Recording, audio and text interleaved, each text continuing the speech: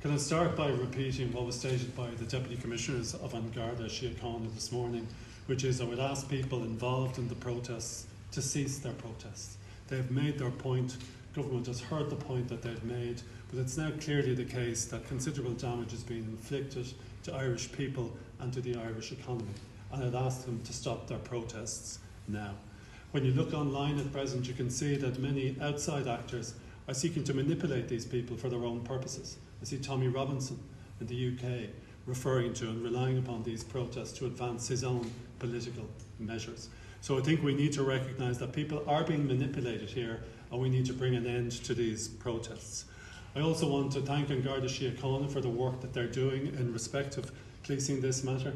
I also want to thank Minister McEntee and the Defence Forces for the coordinated approach that we've seen across government in terms of responding to the request for civil aid that was issued by An Garda Síochána this morning and which has been agreed to by the Defence Forces.